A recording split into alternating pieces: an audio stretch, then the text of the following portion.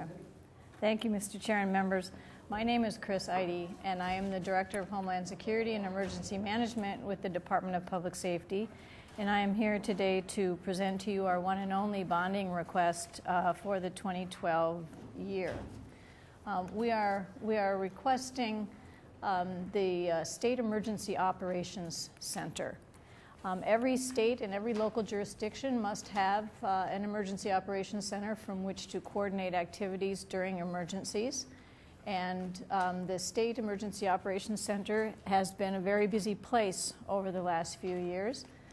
We are activated for emergencies and disasters an average of 45 days a year. And as a matter of fact, in the first 5 days of this year of 2012, we were actually activated for an alert condition at the Prairie Island nuclear power plant. So even though historically we mostly activate for conditions with severe weather, we also must be prepared to and activate for acts of terrorism, health conditions, agricultural issues, foreign animal disease, a lot of different risks and hazards that our state faces. A State Emergency Operations Center is where all the state agencies will send staff during an emergency to coordinate those activities. This building will also house the Homeland Security and Emergency Management offices. We currently have 75 full-time staff that work for HSEM, and this facility also may give us the potential for co-locating two other public safety programs that we deal with on a regular basis, that being the Minnesota Duty Officer, which is currently housed in the Bureau of Criminal Apprehension building, and the Minnesota Joint Analysis Center, which currently is renting space in the Federal Bureau of Investigation building in downtown Minneapolis. It has been recommended by the Department of Homeland Security that these fusion centers, such as the Minnesota Joint Analysis Center, be co-located with an EOC at least during emergencies and disasters. The role of a State Emergency Operations Center, as I said, is to coordinate the state agency response to all emergencies and disasters. At this location, we also communicate with the local emergency operations centers. We communicate with the incident command at the scene of an incident, and we are the liaison to the federal government, not only for response, but also for recovery. We provide support to the scene, whether this is through mutual aid or whether it's through state response assets. We do that from the State Emergency Operations Center, and we coordinate all the public information. So for the severe weather this past year and for the alert condition a few weeks ago at the Prairie Island nuclear power plant, we activated our Joint Information Center at the EOC, and we coordinated all the public information from there with folks from the local jurisdictions, providing information from the same location with one voice. The characteristics of an emergency operations center as required by the Department of Homeland Security is the survivability of not only the building but the staff, security, sustainability, interoperability, and flexibility. So per the Homeland Security requirement, yes, Mr. Chair. When it comes to flexibility, would that mean that other uses could be used for the building? Mr. Chair, it means that we can do things like training in there. We can have meetings. We can have events that pertain to state agencies and Homeland Security events in that facility. So we have designed in there the training center, media center, or training rooms, media center, conference rooms, and those types of things. So this would be our primary emergency operations center, and our current location would not meet these core capabilities as required for our Homeland Security purposes. Since 9/11, there has been a lot of assessments of state emergency operations centers taking place. We had the Minnesota National Guard do their assessment through the requirements that had been set up by Department of Homeland Security. We also had an independent accreditation group assess our facility, and they both felt that it was not adequate to meet all the requirements of the Department of Homeland Security. From a sustainability point of view, we lease the space. We used to be here in the basement of the Capitol, but in the early 90s, we were required to move out of Capitol buildings through, at that point, the Federal Emergency Management Agency. So all state EOCs moved out of their state capitol for safety reasons, and we moved into leased space because we were not building a new building at that point. So we leased the space for almost $1 million a biennium. Our landlord controls our heating and our air conditioning system. We do not have the possibility to filter our air if needed. We only have one entry for our telecommunications, and one of the things we have to make sure that we do is we care for the staff that works in an emergency operations center, and we only have food service on weekday because we do not have a kitchen inside of our EOC. From interoperability, from at least the communication interoperability, we are in a communication dead spot right between all those high rises you saw in one of the earlier pictures. We relay our communications to antennas on top of the DOT building, which means that we have to have antennas on top of our building from as a lessee and not as an owner of a building.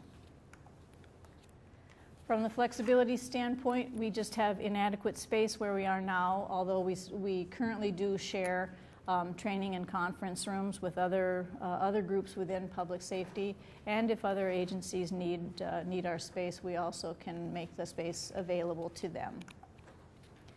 This is a little bit about our vulnerability.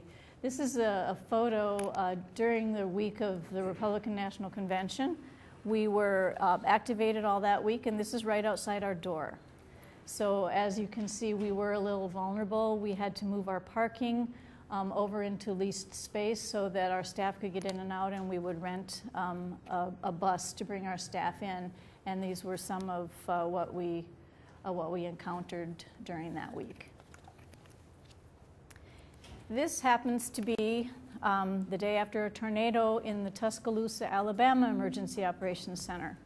As I'll tell you in a few minutes about the cost of our building, this is a brand new Emergency Operations Center for Tuscaloosa, Alabama, which did not have the hardening that we are recommending. This is built like a normal office building, and an EF3 tornado touched down in Tuscaloosa, as you might recall, and this is the damage that was done to not only their EOC, but to their police station and their public safety department. So where are we right now? In 2010, we were in the governor's recommendation, and the legislature passed the bonding bill for $2.25 million for pre-design and design. It also required that we conduct a traffic study because the location on the Arden Hills Army training site was of a concern to several members of the legislature, and they required that we do a traffic study to make sure that state agency staff could get there in a timely manner. We did that. We submitted it to the committee chairs of the House Ways and Means and the Senate Finance, and we received their recommendations to move forward. So our pre-design is completed. We have chosen our construction manager, and we are ready for the next phase. The pre-design is a 52,200 square foot building. We need 15 to 20 acres, and we have that acreage available to us from the National Guard's Arden Hills training site. We have parking for 180 cars. We have designed in controlled access.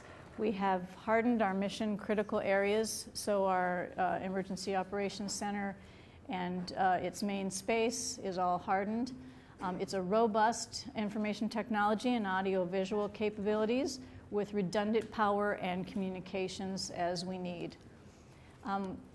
When we were having our space planning with all the state agencies that are involved and our staff and some of our partners that we work with, our original design was actually about 65,000 square feet. So we looked at it from the perspective of what can we leverage from other, particularly from the National Guard buildings that are out in the Arden Hill areas. So we reduced our square footage so that we could utilize some of the facilities that will exist from them, including heated storage, a place to store our large vehicles, a commercial kitchen cafeteria type place, again for the care and feeding of the State Emergency Operations Center staff, some place for fitness centers, showers, bunking, those types of things. So we reduced our square footage from 65,000 down to 52,000, which is what we are requesting of you today. We're requesting $26 million. We actually requested $26,534,000, and the governor approved the $26 million. Broken down, a typical office building, so if this did not have any of the hardening or anything in it, this building would be an $8.5 million building. With the sustainability, the green space, the requirements of the Minnesota Department of Administration adds another $700,000 onto that.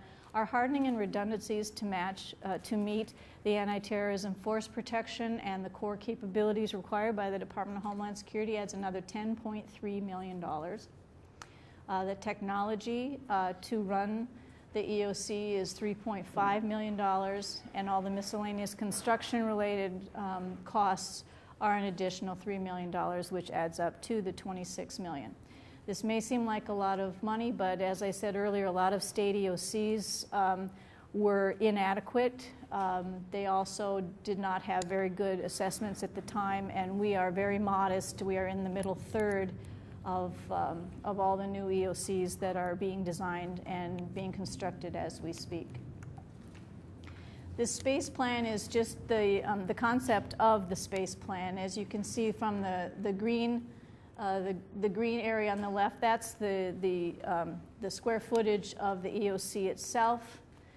The core for some of our core, the HVAC, a lot of the building support, those types of things, the electrical generator, that's about the square footage. This is not a floor plan, this is the space plan that's necessary, so you see that in the red. Our HSEM offices and the offices of the other two public safety groups are in the blue section, and the media and training room would be on the right. This is also making sure that we take care of the 180 cars that we feel will be coming in during emergencies. So this is about our 20 acres that we will be getting from the National Guard. So the impacts of not having this funded is we will continue to have the risks posed in our current facility. We will continue to not meet the federal requirements.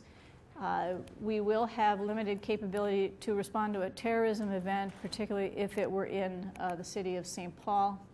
And it could impact grant funding and opportunities in the future if we are not able to meet core capabilities of a state emergency response organization.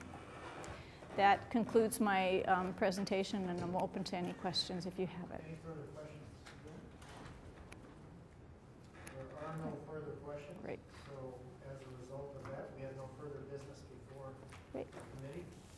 The committee is adjourned. Thank you.